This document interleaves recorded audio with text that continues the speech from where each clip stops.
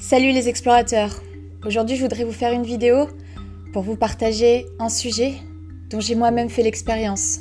Parce que j'en ai assez de vivre dans un monde où l'on doit avoir honte de ce que l'on vit, où l'on doit avoir honte de ce que l'on pense, dans un monde où tout le monde pratique l'autocensure. Alors évidemment le sujet dont je vais parler est un peu sensible, parce qu'il recoupe plusieurs cas. En tout cas, une chose est sûre, c'est que je suis persuadée que rien n'arrive par hasard, et si je l'ai vécu autour de moi, c'est bien pour vous en parler aujourd'hui. Dès la primaire, je suis rentrée dans un privé catholique et on va dire qu'au collège et lycée, je côtoyais les mêmes personnes. J'étais en classe d'allemand première langue, c'est la même classe, il n'y en a qu'une.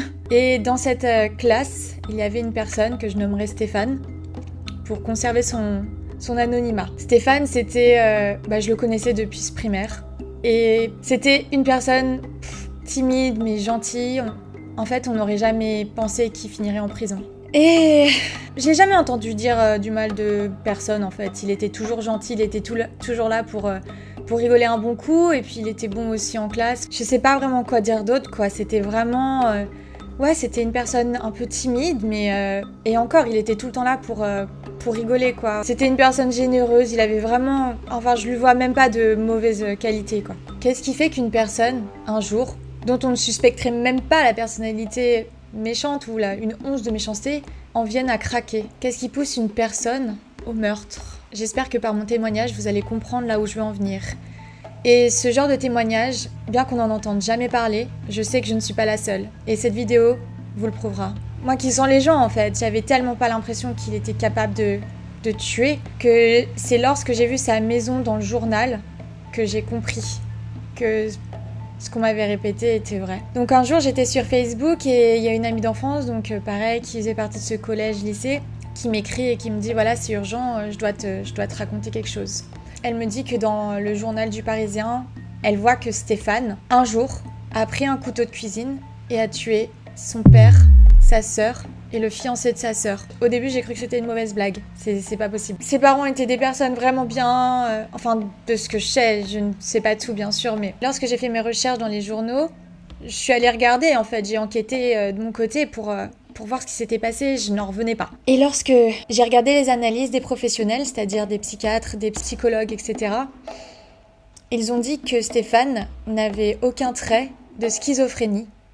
Cependant, il aurait agi parce qu'il avait entendu des voix dans sa tête qui lui disaient de commettre ces meurtres. Comment peut-on tuer sa famille parce qu'on entend des voix dans sa tête et ne pas être schizophrène? Dans un journal, j'ai lu qu'il avait regretté son geste. Vous me connaissez. Bien que cette histoire est plus difficile à comprendre qu'elle n'en paraît, j'ai voulu faire mes recherches sur ces voix que l'on entend dans nos têtes. Je suis persuadée qu'il y a des cas de schizophrénie, mais je sais aussi qu'il y a des technologies qui, entre les mains de personnes mal intentionnées, peuvent commettre de terribles choses. C'est un cas très très sensible, parce que cette maladie existe, mais comment repérer la maladie de cette technologie? Et contrairement à ce que l'on pourrait penser, c'est un sujet extrêmement recherché sur Internet. Il suffit de taper sur Google « Comment arrêter les voix dans ma tête ?» Je vous fais donc aujourd'hui une vidéo qui est une petite partie de mes recherches et qui saura vous résumer ce qui me fait penser ce que je viens de dire. Aujourd'hui, on sait que ces choses-là existent. Par exemple, de parler dans la tête de quelqu'un, on sait le faire. Pour preuve, dans certains événementiels publicitaires qu'il y a eu aux États-Unis il y a 4-5 ans déjà, les publicitaires avaient fait en sorte que des passants dans la rue, sur le trottoir, entendent la voix de la starlet, de la fille qui est sur l'affiche de l'arrêt de bus ou autre, qui leur parlait à eux dans leur tête et pas aux voisins qui marchaient dans la rue. Les personnes étaient ciblées. Donc on sait faire ça, technologiquement parlant, on sait aujourd'hui le faire, ça a été affirmé, affiché dans ce genre d'expérience.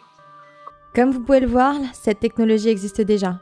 Mais imaginez un petit peu ce que l'on peut faire avec ce genre de technologie.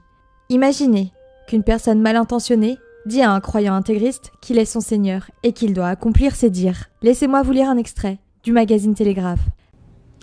A voice told him to murder 2 men with a claw hammer.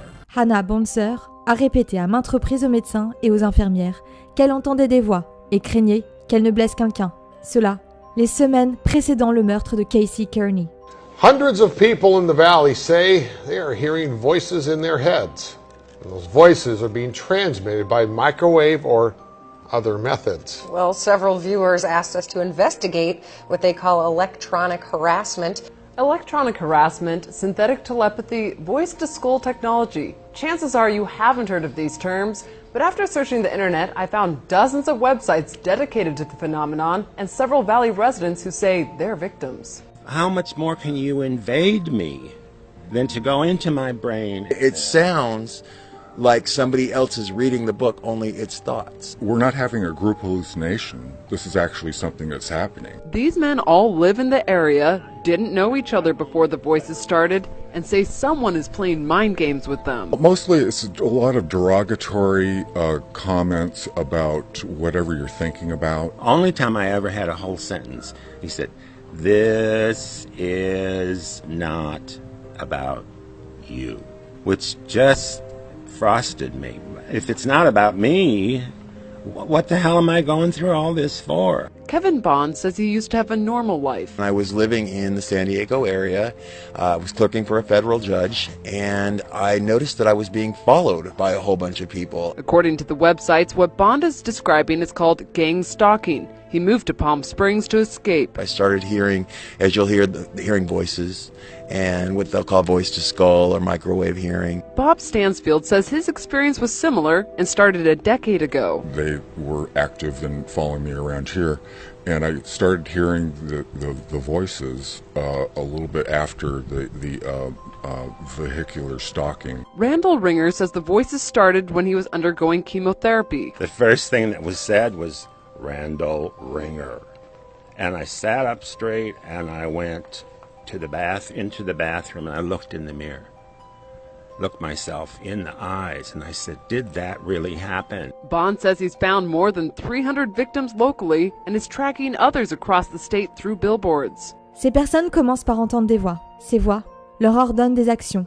Ces voix les préviennent et leur parlent. Parfois, elles peuvent même prendre le contrôle de leur corps. Mais il y a aussi un autre cas de ces personnes qui entendent des voix. Les professionnels disent que c'est comme si la personne était endormie et lointaine observatrice, et qu'à la place, un double, une personnalité autre ou altère agit pour eux. J'ai reçu un message ce matin qui me disait que tu voulais qu'on parle. Dis-moi ce que tu voulais dire. C'est comme si je me réveillais d'un cauchemar. Je me sens tellement mal à propos de ce qui s'est passé. Je ne peux plus dormir la nuit et j'apprécie le fait que vous expliquiez au monde que je ne suis pas une personne atroce. Je suis désolée. Oui, je comprends. Peut-être que tu ne comprendras pas ou que tu ne comprends pas l'impact de tout ce que je te demande, mais crois-moi, moi j'en suis conscient. Cela fait combien de temps que tu es réveillée ou éveillée? Ça fait à peu près, peut-être 2 semaines et demie. Dis-moi, quelle est la première chose dont tu te souviens lorsque tu t'es réveillée? Je ne sais pas. J'ai eu des rêves bizarres. J'ai entendu des voix et des choses. J'ai jamais voulu que ça arrive. Je ne savais même pas que j'avais un problème. Je ne savais pas, je n'ai pas réalisé. Je n'étais pas conscient de ce qui se passait en moi. Lorsque tu t'es réveillé, est-ce que tu avais conscience de la durée de ton inconscience? Pas jusqu'à ce qu'on me le dise. Je me souviens juste me réveiller dans un hôpital et ne pas savoir ce qui se passait. Pourquoi est-ce que tu pensais que tu étais dans un hôpital lorsque tu t'es réveillé? Eh bien, j'avais des souvenirs de ce qu'était l'incident et je me souviens que mes pieds étaient attachés au lit de l'hôpital et qu'il y avait un officier dans la chambre avec moi. Donc je savais qu'il y avait quelque chose qui n'allait pas. Je ne savais pas si c'était la réalité ou si c'était un rêve. C'est comme se réveiller d'un cauchemar. Parle-moi des rêves que tu as eus. J'ai rêvé de l'équipe de l'hôpital et j'ai rêvé que j'étais adorée comme un dieu, religieusement. Dis-moi plus sur le fait d'être adorée. Je me rappelle être dans un temple ou quelque chose. Il y avait comme 2 hommes qui étaient en train de m'adorer comme un dieu, mais je me rappelle pas exactement. Te rappelles-tu pourquoi est-ce que tu étais adorée? Non. As-tu une idée de qui étaient ces personnes? Non. Tout ce dont je me rappelle, c'est qu'il y avait des personnes dans des temples, comme si j'étais en pleine cérémonie religieuse. Et comment te sens-tu par rapport à ces personnes qui ont perdu leur vie? Je me sens tellement mal, je suis tellement désolée. Je me sens tellement mal. Je peux pas dormir la nuit en sachant ce qui s'est passé. Je ne sais même pas quoi dire.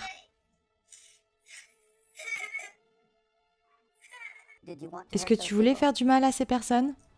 Non, je ne crois pas. Je ne sais pas pourquoi je l'ai fait. Tu ne les connaissais pas du tout, n'est-ce pas? Non, je ne les connaissais pas. Une personnalité autre ou alter agit pour eux. C'est ce que l'on appelle du mind control ou contrôle mental. Il est aussi connu sous le nom de MKUltra. Ce projet a d'ailleurs été mis en avant avec la série Stranger Things, avec la technique des chocs électriques. Voilà ce que nous dit Wikipédia. MKUltra est le nom code d'un projet secret paralégal, voire illégal de la CIA des années 1950 à 70. Ce projet secret visait à développer des techniques de manipulation mentale. Il semble d'ailleurs que ce projet ait connu plusieurs évolutions et qu'il ait vu le développement de sous-projets et de projets parallèles.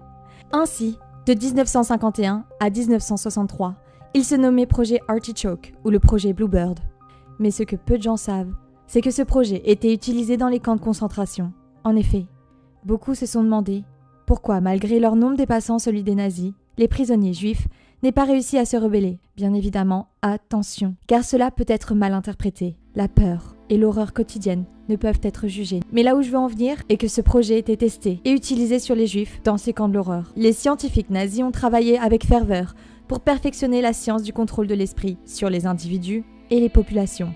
Le docteur Joseph Mengele a supervisé les expériences médicales à Auschwitz, devenant ainsi l'infâme ange de la mort. Lui et d'autres ont donné libre cours à la torture, l'abus sexuel et le meurtre sur pratiquement tous les détenus des camps de concentration. Ils ont pu travailler librement à la perfection de la science du contrôle mental. On croit qu'avec l'utilisation d'une combinaison de l'hypnose, de drogues altérant l'esprit et de la torture, Mengele a finalement développé des techniques qui, en quelques heures, pourraient causer à un individu à se dissocier en plusieurs personnalités. Quand une personne développe des personnalités multiples ou altère, la personnalité de base n'a généralement pas de conscience de l'existence des altérations créées, parce que la douleur induite lors de la création de ces personnalités est insupportablement grande. L'ego de l'individu se dissocie et crée une personnalité altère pour gérer la douleur. En parallèle, elle bloque toute la mémoire consciente de cette expérience et de la création d'altères afin d'être capable de fonctionner dans la vie quotidienne. Vous pouvez aller regarder sur internet, Carl Jung en parle. Ainsi, les personnes soumises aux expériences cruelles de Mengele n'avaient aucune connaissance consciente par la suite de ce qui leur avait été fait ou de la façon dont ils étaient maintenant sous contrôle à travers les personnalités cachées qu'on leur avait créées. J'en parle aussi dans ma vidéo avec Kanye West, avec l'inventeur de la thérapie des chocs électriques. Quand Mengele et son équipe a créé ces multiples personnalités dans leur sujet, ils ont utilisé l'hypnose pour programmer des mots codés qui pourraient appeler toute altération ou l'altère, la personnalité créée, chez un sujet.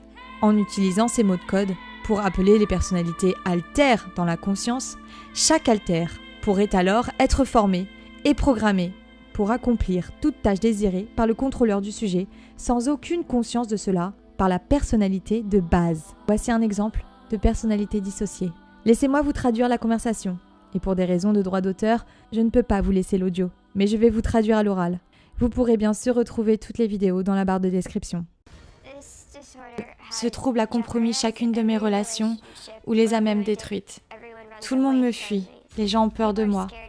Cléo est le programme le plus puissant. Généralement, elle fait peur à un homme durant une relation et ils finissent toujours par me bloquer et fuir. Ma mère ne comprend pas mon trouble. Ma mère me manque de respect devant ma fille et ça me blesse beaucoup. C'était dur de parler à ma fille et de lui dire au revoir avant de venir ici. Ma fille n'est pas au courant des programmes et je ne compte pas lui en parler. Ma famille essaye de me peindre comme une femme démoniaque ou mauvaise, mais je sais que je suis quelqu'un de bien. Laissez-moi juste revenir sur ce que je viens de voir et vous dire que vous n'êtes pas démoniaque. Merci. C'est juste mon opinion. Je m'y connais un petit peu maintenant. Oui, vous n'êtes pas démoniaque. Que diriez-vous que fut le pire traumatisme que vous ayez vécu? Là, il n'est pas... Je ne peux pas parler de ce traumatisme. Nous n'allons pas parler de ce traumatisme. Qui me parle? Bien. Pardon? Quelle était la question, pardon? Vous connaissez la question. Quelle question? Vous connaissez la question que je viens de vous poser. Mais pourquoi est-ce une question? Je vous ai posé une question. Oui. Quelle est cette question que je vous ai posée? De se rappeler que nous allons bien. Quel est votre nom? Bien. Je vais bien. Je suis Dr. Phil. Quel est votre nom? Jerica. Pardon? Jerica. Quelle est la réponse à ma question, Jerica? Quoi?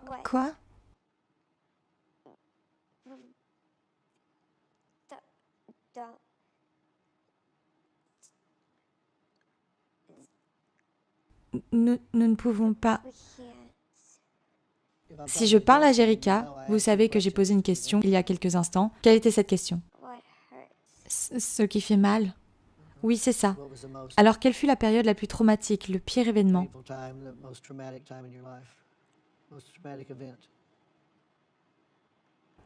Le plus traumatique, je ne sais pas. Si vous voulez que je vous aide, et si ces programmes sont là pour vous aider, alors ils vous donneront la force de répondre à cette question qui est importante afin que je vous aide à guérir. Nous ne pouvons pas en parler. Ma véritable et dernière question est, si cette technologie existe et peut déjà donner des ordres par la pensée directement, alors nous nous devons de penser aux possibilités des puces que l'on veut nous implanter dans la nuque ou autre endroit du corps. Imaginez les répercussions et le contrôle évident qu'il peut avoir sur l'humanité. Alors je sais, on va encore me traiter de menteuse. Peut-être diront que je suis folle. Mais je prends le risque. Des menaces, j'en ai reçues, et je n'en ai pas peur. Parce que la réalité dépasse la fiction. Je l'ai vu autour de moi. Et même si ce n'est que pour planter une graine dans l'esprit, et même si je passe pour folle, les gens auront au moins connaissance des témoignages. Peut-être que cela aidera aussi à expliquer certaines choses pour d'autres. Parce que c'est ce que je fais. Je plante la graine. Peut-être sur un sol infertile, ou peut-être qu'elle mettra du temps à germer. Mais au moins, j'aurai essayé. J'aurai relayé l'information. Tandis que d'autres préfèrent se concentrer sur ce qui divertit ou ne veulent pas parler des choses noires ou du négatif, d'autres mettent les mains dans la mouise. Vous qui regardez, vous avez aussi ce rôle, car l'alchimie de la vérité ne peut se faire qu'à travers la mixture du négatif et du positif. Vous qui regardez, vous avez aussi ce rôle, car ce n'est qu'ensemble que nous y arriverons. Qu'ensemble que nous pourrons changer les choses. Attendre que les autres le fassent n'est que le rejet de votre pouvoir créateur. Reprenez-le et changeons les choses, maintenant.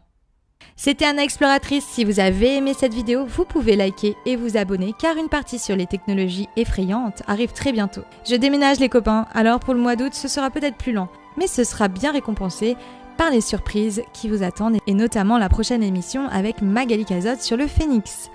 N'oubliez pas que vous pouvez soutenir cette chaîne ou en regardant les pubs ou avec un pourboire sur le site Tipeee en lien dans la description. En attendant, je vous fais d'énormes bisous et je vous dis à très vite pour de prochaines aventures. Bye!